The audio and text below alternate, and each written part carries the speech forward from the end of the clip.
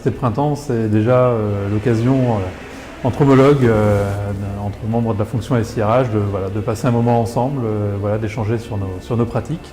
Et cette année, donc l'université, on l'a plus particulièrement orientée sur les évolutions technologiques et quel impact ces évolutions peuvent avoir sur notre SIRH.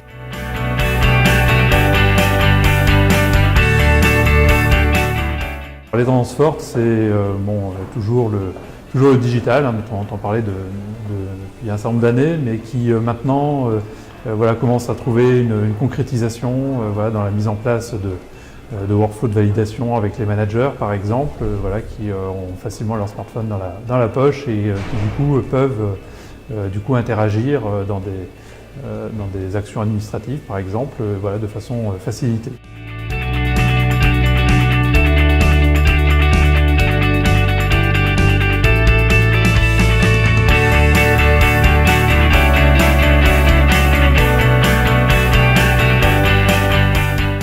Je suis venue à cette université, comme je viens depuis quelques années déjà, parce que je trouve ça intéressant à deux titres, je dirais.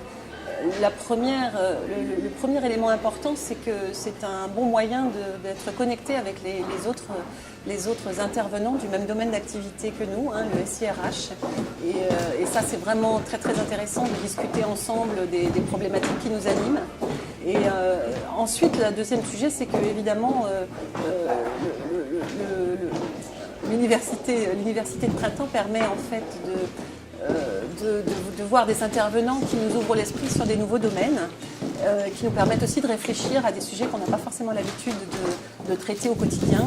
Et ça, je trouve ça très enrichissant. C'était le cas notamment ce matin avec l'atelier sur le digital qui était vraiment qui était inspirant, je dirais. Et ça, c'est très important.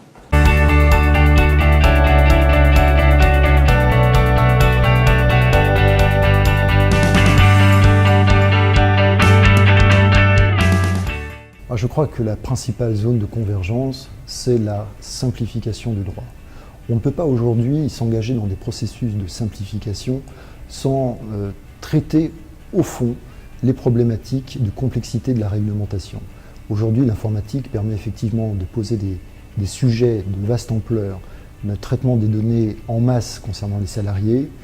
On ne peut pas le faire de façon efficace si derrière ces traitements, on n'a pas une simplification des supports législatifs qui sous-tendent effectivement cette relation et qui sous-tendent les processus de gestion que les entreprises doivent mettre en œuvre.